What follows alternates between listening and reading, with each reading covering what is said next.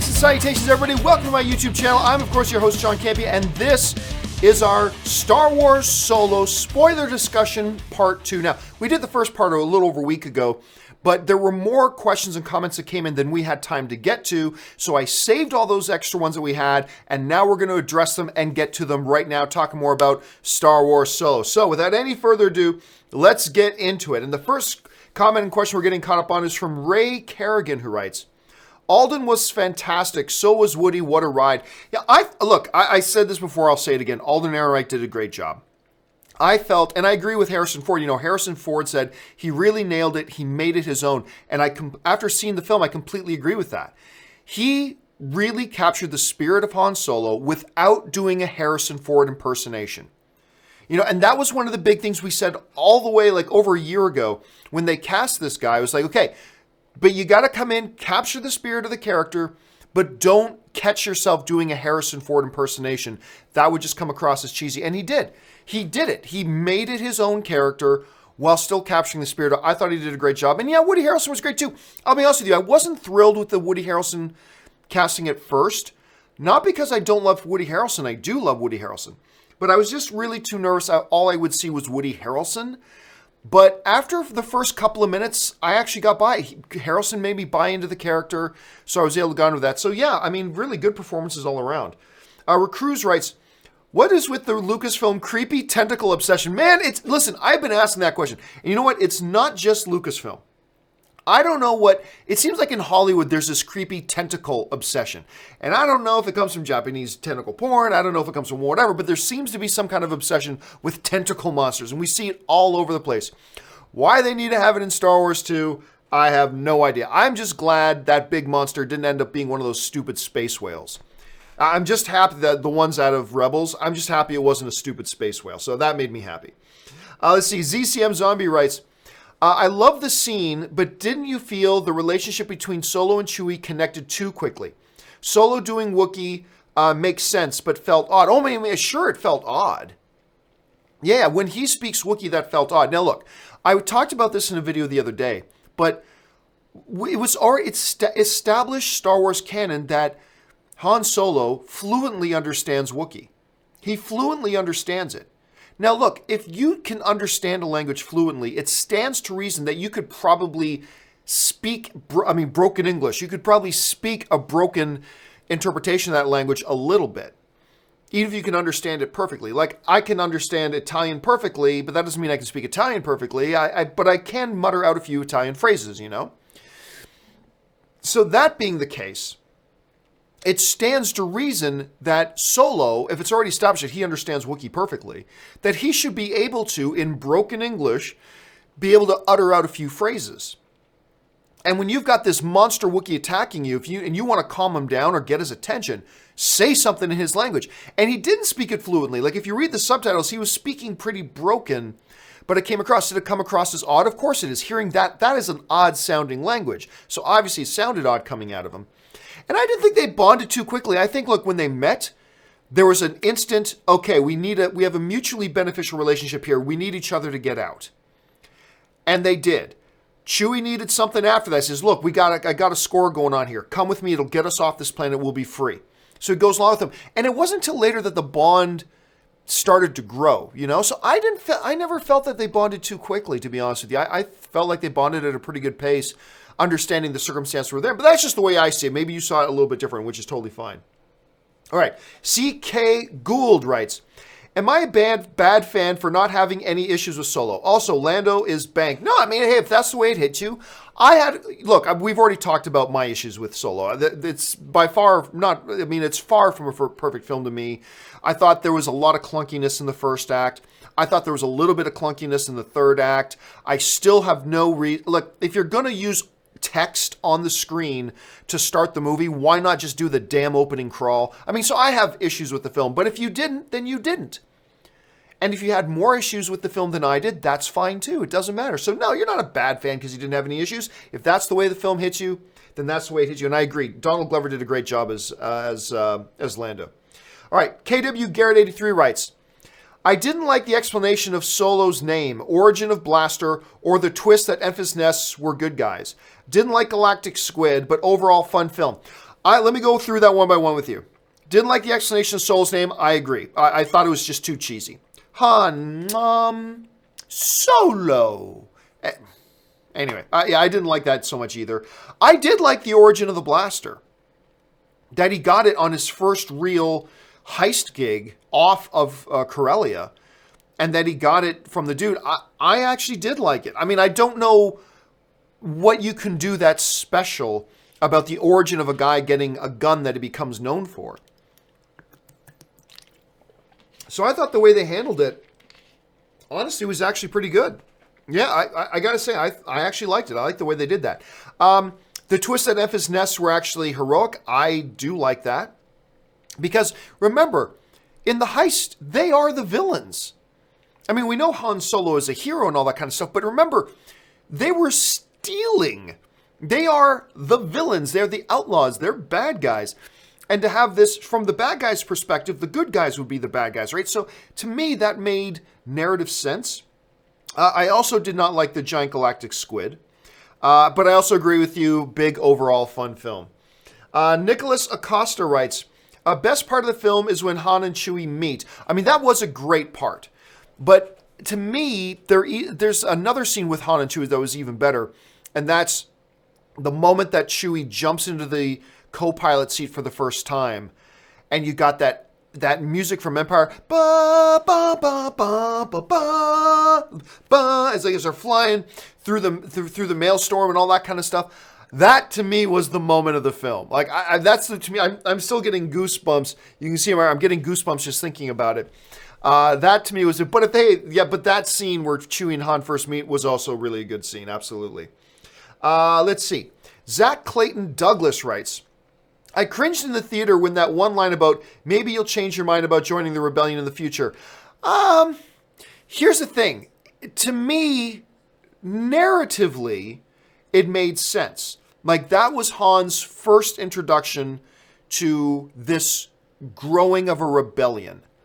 And that's his first real introduction to it. The only thing I didn't like about the scene was how kind of on the nose the dialogue was. You know? Something about, maybe someday you'll change your mind and join the little guys, or something like that. But the dialogue, the lines they used, and the wording they used in the scene, while I like what the scene was doing, I will agree was a little too on the nose. And when you're a little bit too on the nose, that's when it gets a little cringy. So I liked the message of the scene, and I liked what was transpiring. I just wasn't a fan of the specific wording because, again, it felt a little bit too on the nose to me. But that's just the way I saw it. Gabe Campbell writes, I was kind of disappointed with the use of the character's Enfys Nest. I wanted her and her crew to be a rival doing the same heist, but didn't hit the film. I think that would have been, I don't know. I think that would have been a little bit too predictable and a little bit too formulaic. I like the fact that they did end up being something they didn't appear to be on the surface. Because, remember the juxtaposition. We were looking at Enfys Nests from the perspective of the villains. Because remember, these are robbers. This is a robbery. So when we're first introduced to Enfys Nest and her crew, we see them as bad guys because they're trying to stop us, when really we, from the perspective of Solo and Bennett, they're the bad guys. Because they're robbing, they're stealing, and somebody coming and trying to stop them, they appear from our perspective as the bad guys. So I like the juxtaposition of all that. So I just got to say, that thing worked for me. You're certainly not alone, Gabe, about not liking the way the Enfys Nest thing turned out. I've heard other people say the same thing, so you're not alone. But for me, it was really a nice juxtaposition, understanding how you view certain characters from different characters' points of view. So for me, it kind of worked. All right. Oz Kabat writes, do you think Maul will show up again? Imagine him as a recurring antagonist for future spin-offs, or hired by Boba Fett in his spin-off. Boba Fett hiring Darth Maul? I don't see that happening. Unless you mean the other way around. That maybe seeing, I mean, I don't know. It's possible. Look, they brought in Darth Maul for a reason. You don't just throw in a Darth Maul and just leave it like that. I did not expect, and I do not expect that the plan for that was to use Darth Maul as a villain in future Han Solo movies, because what's Han Solo going to do against Darth Maul? Nothing. Maybe it was just a way to introduce him back to the audience too. For the audience who don't watch Rebels and never, or Rebels or Clone Wars, who have no idea that Darth Maul is still alive, maybe they were just using that ending as an introduction to let the rest of the Star Wars audience know, hey, you may not have watched Clone Wars, you may not have watched Rebels, but just so you know, Darth Maul is alive. So maybe they just use that ending in Solo as a way to reintroduce the audience to the fact that Darth Maul is still alive, and then they're going to use him in a different movie. That is certainly possible. Whether we'll actually see that, I don't know. I mean, I simply just don't know at this point. It would never make sense to use him as a villain in a further Han Solo film, because again, what's Han Solo going to do against Darth Maul? Nothing. Not to mention, I don't think there's any chance we're going to get a Solo sequel now, because of the box office results, obviously. But we could still see Maul again in the future. We could. Rakuz writes, John, I feel like Solo has a real Guardians of the Galaxy vibe, then a typical Star Wars movie. Not complaining, though. It kind of works, funny enough. Yeah, no, I completely agree. It was a Guardians of the Galaxy, although I remember a number of people when the first Guardians of the Galaxy came out saying things like, that movie's got a real Star Wars feel to it. And now we have a Star Wars movie coming out and we're saying it has a Guardians of the Galaxy feel, which itself had a Star Wars feel. So it's kind of funny that we're looking at it that way, but you're not wrong. It does kind of have that sense to it, right? And yet it felt very much like a Star Wars film at the same time. So, you know what I felt like? I turned to Ann and said, because you guys know I'm big on playing the Star Wars role-playing game. Can I reach it? Can I reach it? I can reach it. Okay. So my Star Wars role-playing game, right? So I play a lot of this. And I remember there were a couple of episodes of Rebels that I watched that I just adored because I felt like watching it, the adventure of it, I felt like I was watching a movie version of a Star Wars role-playing game happening, right?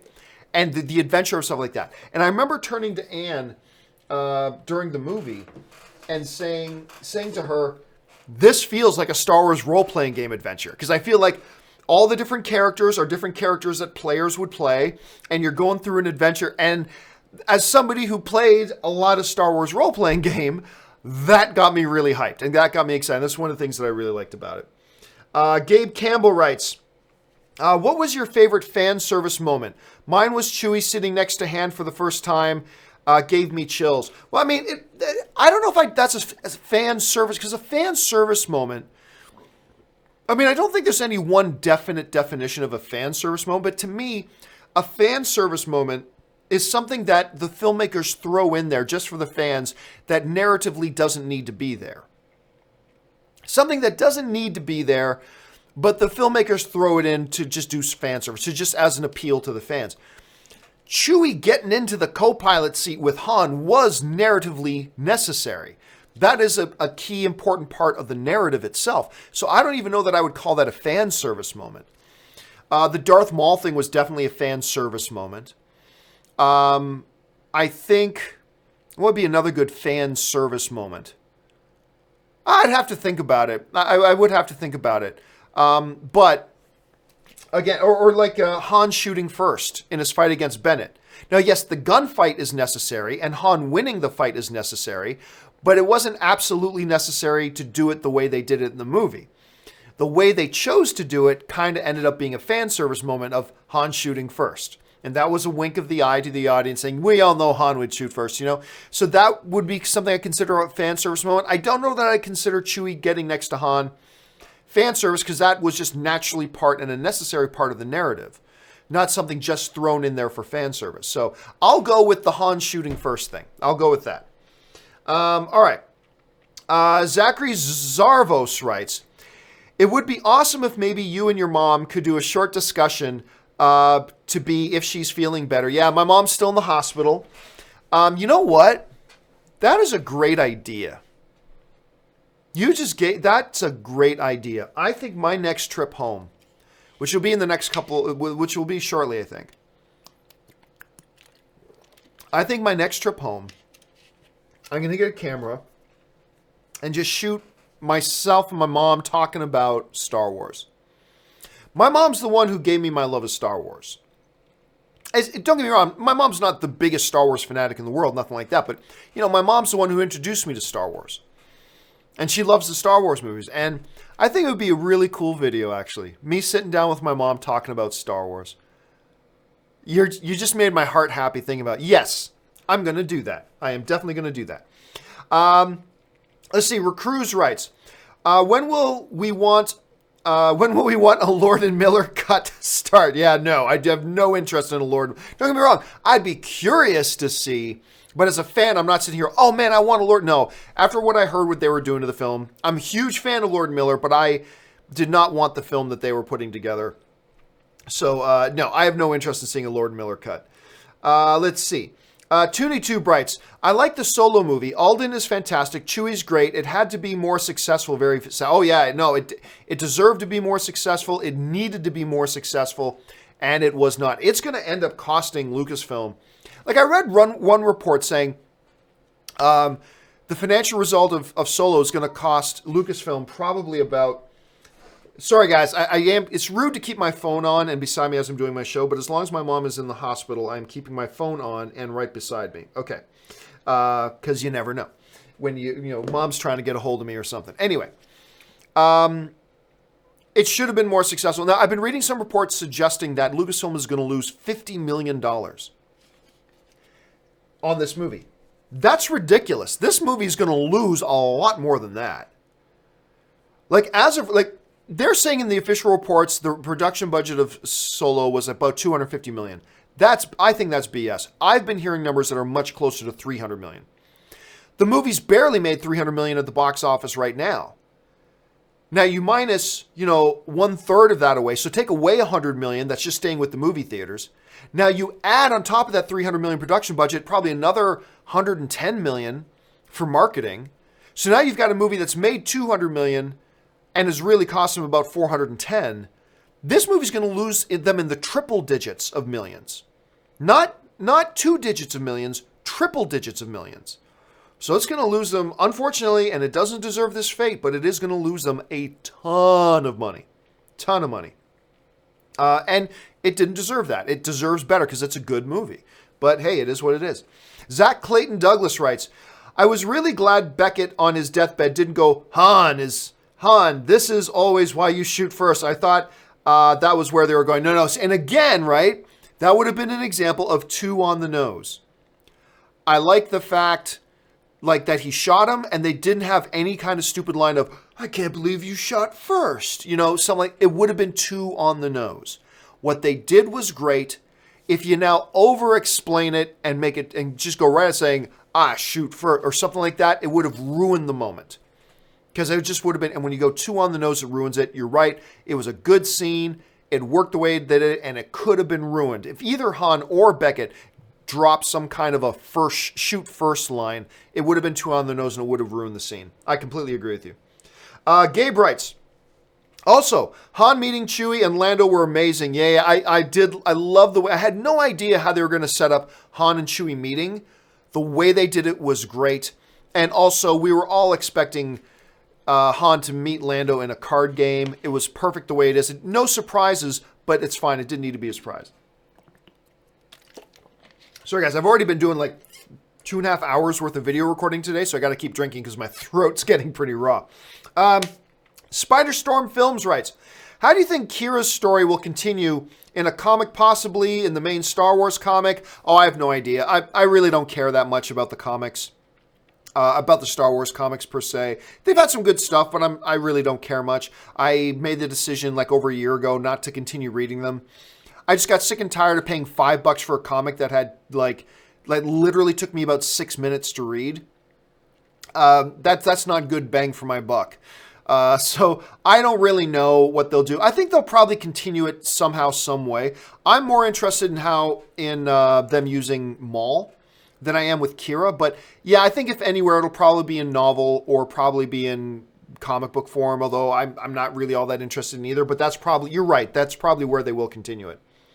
Zachary Zavos writes, discussion video. Also, I guess John Williams is canon as he lives in the Star Wars universe and is paid to do the propaganda music for the Empire. Well, don't forget, the reason that piece of music is called the Imperial March is that is the Imperial music. That is the theme. It's like when you're watching Battlestar Galactica and the music plays, right? The original bum ba bum ba bum bum ba bum bum bum ba bum bum ba. Like when that plays in Battlestar Galactica, that's not fanservice. That's the theme of the colonies. That's the theme of the 12 colonies, right? So the Imperial March is actually that. It is the Imperial March. It is the anthem, if you will, of the Empire. So it made sense that it was there. Grandmaster writes, hey, John, keep up the great work. Thank you, Grandmaster. I appreciate that. ZCM Zombie writes, the aesthetic of this movie, set design, etc. reminded me of the game Destiny, especially Enfys Nest's masks. Yeah, there's a little bit of that. Yeah, you're right. I didn't play a lot of Destiny. I mostly watched Anne play a bunch of Destiny. And even she didn't play Destiny all that long. She got tired of the game after about a week. I heard a lot of people had the same experience with Destiny. But yeah, you're right. There is a little bit of resemblance there for sure. C. Murphy Life writes, do you think having Boba Fett as the main villain and an appearance by Jabba the Hutt would have helped the box office? No. Boba Fett shouldn't have a standalone movie. He should be a villain in a solo film. Well, I disagree with that. Number one, no, I don't think having Jabba in there would have increased box office. I don't think having Boba Fett in there would have increased box office. And I don't like the idea of having Boba Fett as the main villain in a standalone solo film because narratively, where do you go after that? Like, seriously, narratively, where do you go after that? So no, to me, it would have been, once again, shrinking the Star Wars universe way too much. I like the idea of new characters and not having to, like, seriously, it feels like so often we take the Star Wars universe and we make it feel like a town of 75 people where everybody is bumping into everybody else all the time because Star Wars is such a tiny, tiny universe. So that, no, I don't think it would have helped the box office. I think, look, anybody that was going to go see or that was not going to go see Solo wouldn't suddenly change their mind because Boba Fett was there. I don't think so. Maybe I'm wrong about that, but no, I don't think so. And I don't want Boba Fett as the villain in a solo film because, again, that's just shrinking the universe even more. So, I mean, it's cool that you think that, and I respect that you feel that way. Me, since you're asking me, I don't agree with it, personally. Caleb Bradford writes, before the movie came out, you said you knew who the masked villain was. Yes, I did. It turned out to be Enfys Nest. Who is that? A character from Rebels? No, it's a new character. I mean, I didn't know anything about this character. I just found out from somebody connected to the production a long time ago that there's this villain in a mask, and it's a woman, and I never heard Enfys, I just heard Nest. So I didn't know if Nest was the name of the organization. I didn't know if Nest was the name of the character. I didn't know any of that. But I knew it was a female character who was going to be in the mask and all that kind of stuff. And I wanted to share that with everybody, but I didn't know if that would be a spoiler. So I reached out to Lucasfilm. I said, hey guys, just so you know, I don't want to cause any alarms, but I know this. I know this about your main villain. So I don't want to set off any alarms. And I'm going to do a video about it that, hey guys, it turns out this villain is going to be a female character named Nest. Although I would have been wrong, the name was Enfys Nest, but I was going to say her name is Nest. But I said, I don't know if that's a big reveal in the movie or not. And so I reached out to Lucasfilm and said, hey, look, if I did this video, is that a major spoiler or is that just a little detail about the film? And they reached back out to me and said, we think it's a spoiler. So I said, all right. So I don't want to be that guy. I don't want to spoil things for people. So I decided not to make a video about it. But yeah, but I didn't know anything about details about the character. I didn't even know the full name. But no, Enfys Nest is not a character from Rebels or Clone Wars or anything. She was created specifically for the Solo movie.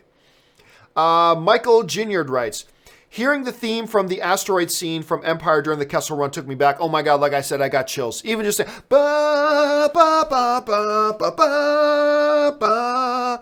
Like, it's just like, whoa. Like, I was like whooshing through in the Millennium Falcon with them. It was great. It was a great choice.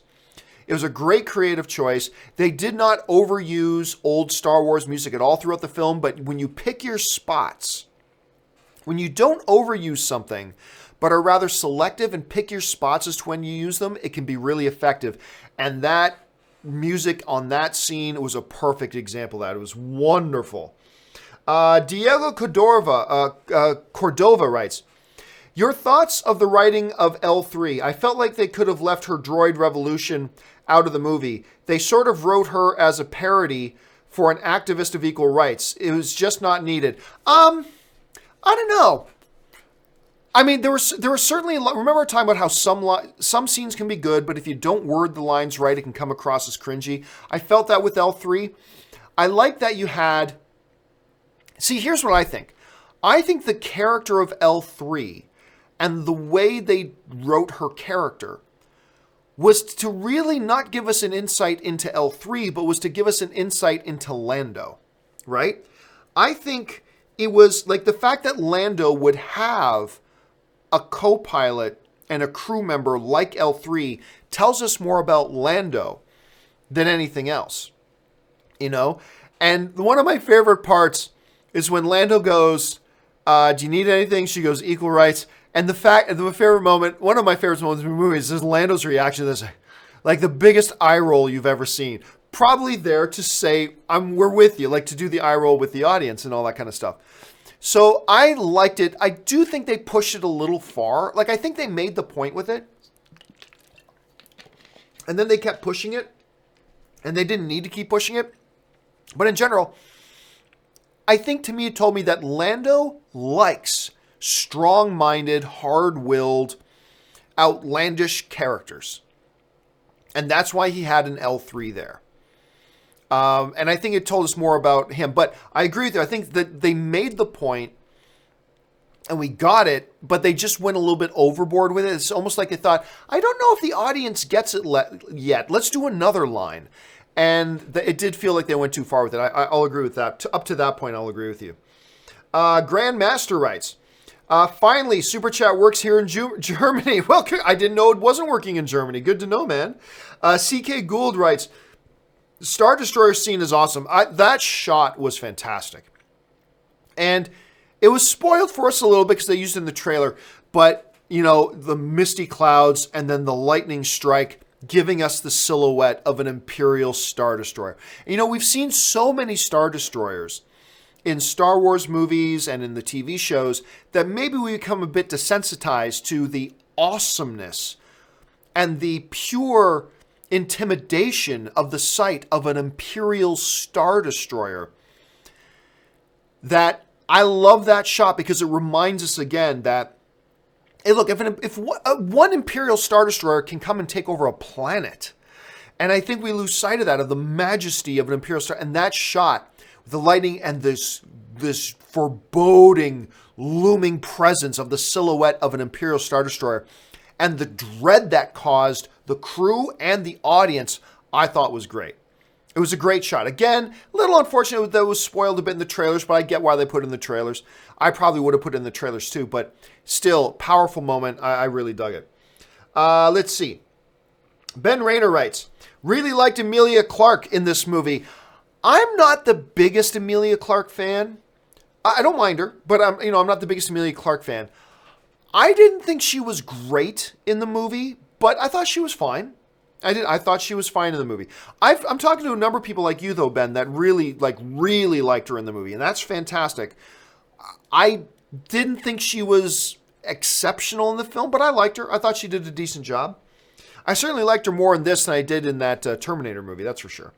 Grandmaster writes, by the way, John, you can call me the Grandmaster. I will see what I can do, Grandmaster. Oz Kabat writes, I find it funny that L3 is now part of the Falcon, and then Solo comes along and just takes her away from Lando at the end. Seems kind of cruel. I don't know. Remember, it was... It's not that L3 really... There's a part of L3 in the Falcon. L3 died. But there's a part, like the logic part, the navigation part of L3 was uploaded into the Falcon, but it's not like the Falcon has the L3 personality or anything like that. At least that's not what I interpreted. Maybe I'm wrong. It's not what I interpreted. But remember, it wasn't cruel that Han took her away. Han won the Falcon. from Lando earlier in the film fair and square until Lando cheated. So the Falcon already should have been Han's at that point. It should have already been his at that point. So him coming at the end and taking it was just righting a previous wrong. So that's kind of how I saw that. Anyway, and remember, all Solo did was prevent Lando from cheating again. That's all Solo. He didn't cheat. Solo didn't cheat Lando out of it. He just prevented Lando from cheating again. That's all he did. He righted a previous wrong to get it back. Michael Ashton writes, I liked how Han got the name Solo. Reminded me of Gatsby a little bit. That's true. That's true.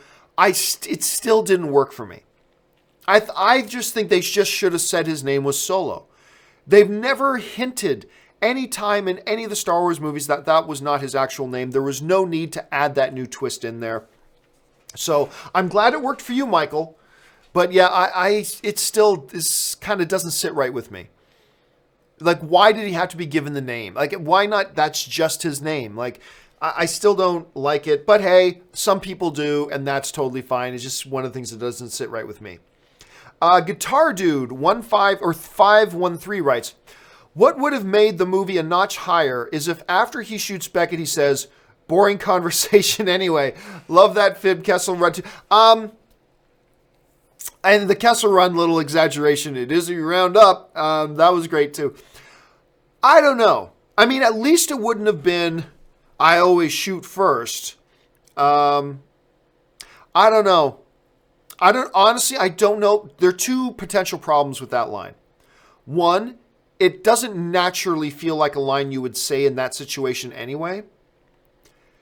Two, again, a little too on the nose. It would have been fan servicing, something that didn't need to be there that they clearly just threw in to get a reaction out of the audience. So I'll disagree with you. I mean, good creative thinking, Guitar Dude, but I'm going to disagree with you on this. I don't think that would have been a good use of the line in there. I think it might have turned some people off. Could be wrong, but I'm going to disagree with you on this one. I don't think that would have been a good line there. But I'm sure there were probably a lot of people reading your line right now going, that would have been awesome. But yeah, just wouldn't have worked for me. Let's see here. Brimk70 writes, Maul Kira gets wrapped up as part of the central plot in the Fett movie, only it gets released on streaming due to the... Oh, no. No. Oh, okay, look, first of all, Lucasfilm has now put out 4 films. 3 of those films made over $1 billion. 1 of those films made over $2 billion. And then they had 1 flop.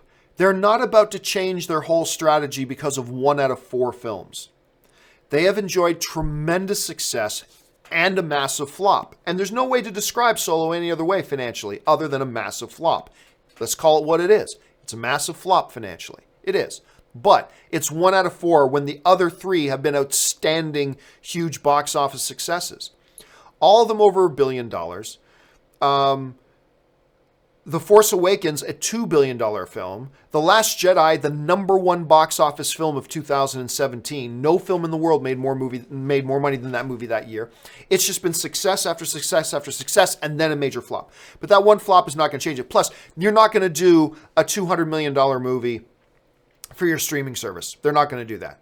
Because that's not where you make your money. You make your money in theaters. They know that. So no, the Boba Fett movie is not going to be on the streaming service. No way.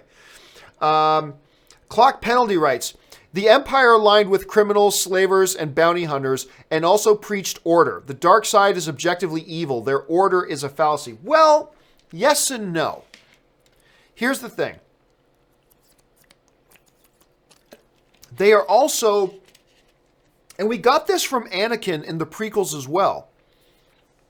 The Empire is about order, but they're also pragmatic.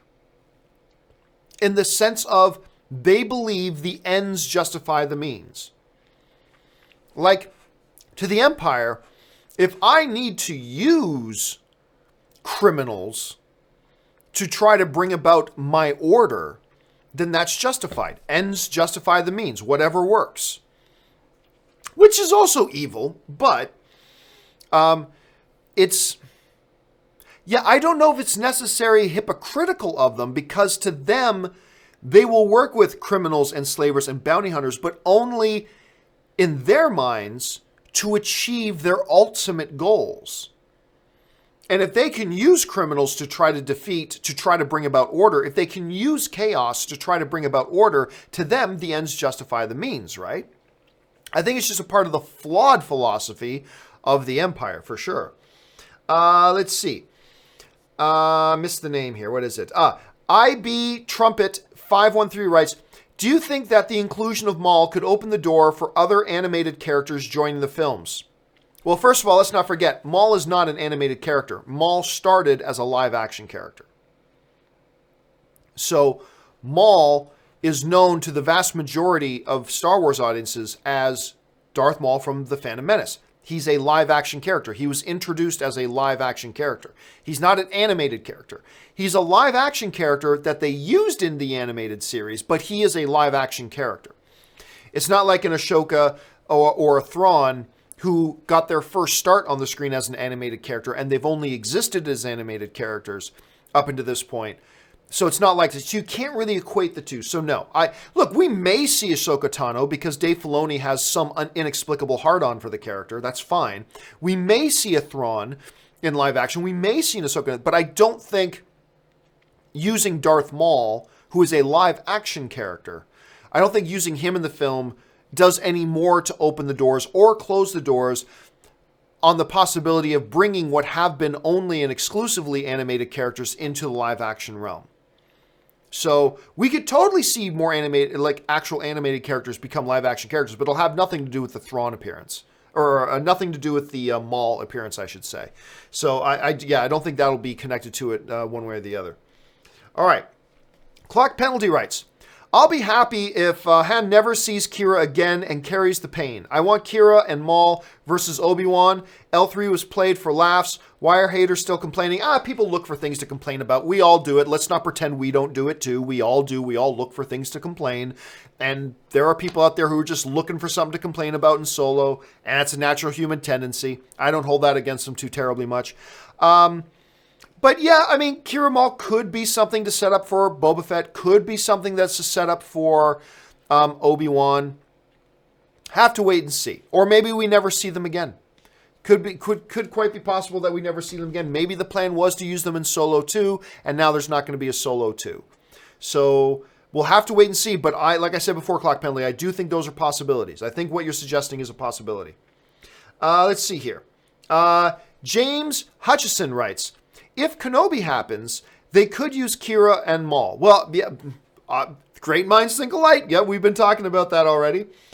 Stephen Rowley writes, do we know how many projects Emilia Clarke signed up for? I know they're never guaranteed. Also, in Legends, Han spoke Chewie's language. Well, I mean, like I said too, it's implied that he speaks the language in all the Star Wars movies. You can't fully understand the language and not at least be able to gurgle out a couple of phrases. So to me, that's always been implied. As far as Emilia Clarke goes, I don't know. My guess would probably be they signed her probably to a 3-picture deal. But again, all that means is that if Lucasfilm wants her to come back and be in another film, she has to do it. It doesn't mean they have to put her in more films. Some people still think that if an actor has a 3-picture deal, that means the studio has to do 3 movies with them. No, it doesn't. The studio doesn't have to do anything with them. But what it does mean is that actor does have to come in and appear in the movies if they want to make the movies. So it's kind of an unfair thing, but it's a one-way street. So I'm not sure. My guess would probably be a standard 3-picture deal. They probably signed her for. That's my guess. Maybe it was more. But my guess would probably be a minimum 3-picture deal. But again, that doesn't mean Lucasfilm has to use her. It just means she has to appear in them if Lucasfilm wants her. All right. Heath Hinton writes, if there are 1.5 billion Star Wars fans, then the core/hardcore fan base is not small. Does Disney not understand where they make money? Not casual fans. Oh, no, you're wrong. You're wrong. It is the casual fans that make up the vast majority of the money that Star Wars and any movie makes. It's same as true as Marvel, same as true as everything else. Look, just because somebody calls themselves a Star Wars fan does not mean they're one of the core Star Wars fans. We are not as big of a number as you might think. I have tons of friends that are Star Wars fans, but they're not hardcore Star Wars fans. Like, they don't run around and play the Star Wars role-playing game. They don't have portraits of Yoda up on their wall or Darth Vader helmets sitting on their shelves. You know, there are many friends who would call themselves Star Wars fans, but that doesn't mean they are core Star Wars fans or hardcore Star Wars. Like, what's a good example of this? Adele, right? The singer. I'm a fan of Adele, but I don't really know anything about Adele. I am a casual fan of it. I'm a fan of Adele. Yeah, I like her music, but I don't know anything about her. I am not a hardcore Adele fan. And I think that's the vast majority of people. The vast majority of people are not hardcore Star Wars fans. They may be Star Wars fans, but if you went up to them and said, like, you know, what did the Falcon do the Kessel run in? They couldn't answer that question. You know, what cell block was Princess Leia being kept in on the Death Star? They couldn't answer that question. How many Rebel ships attacked the original Death Star? They couldn't answer that question. I mean, so don't confuse Star Wars fans, because the vast majority of that 1.5 billion Star Wars fans are the casual fans. A very small percentage of that overall number are core, hardcore Star Wars fans. As much as I would like to think that everybody in the world is like me, they're not.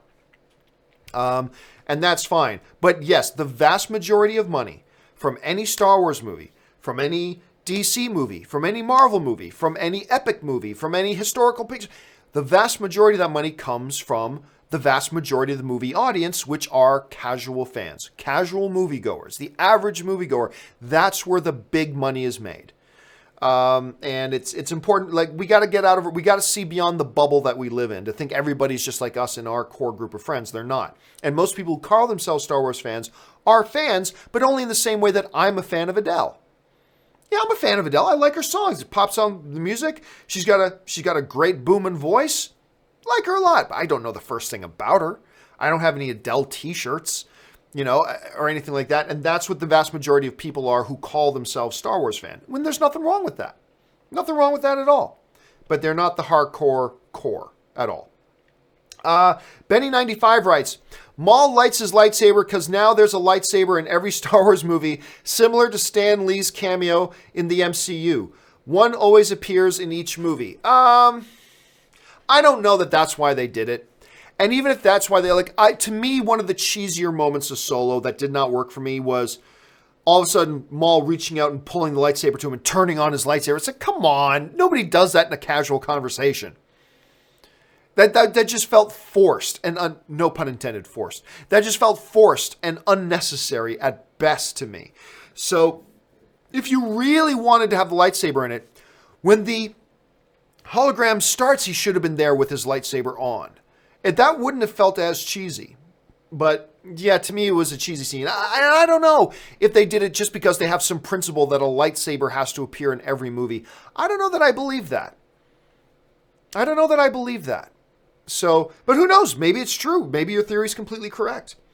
Benny95 writes, guess you could say the box office is so low. Ha ha ha. Ching. Styler Manu1 writes, I laughed when Han spoke Shiriwook in the mud pit. Should he have spoken? The language consists of complex growling howls, and it's difficult for humans to speak, learn, and it's rough on the vocal cords. Well, we've been over that, and yes, he should have spoken it, and that's why when you read the captions, he's speaking the language very broken, right?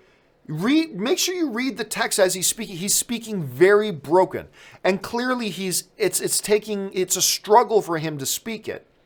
But he throws out a few simple phrases in a very broken way. So yeah, I thought he should have spoke it. It made sense because only that would really disarm an angry Wookiee getting ready to kill you.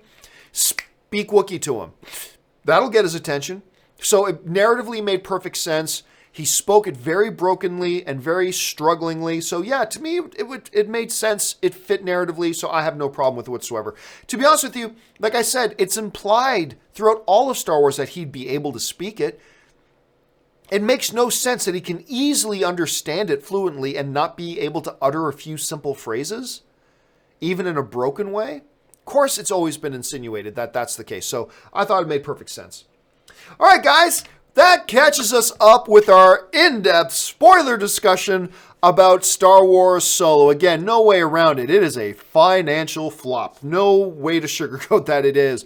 But it's also a damn fun movie. I had a really good time watching this movie. I think Ron Howard did a tremendous job, especially considering the extreme circumstances in which he had to step in and do this picture.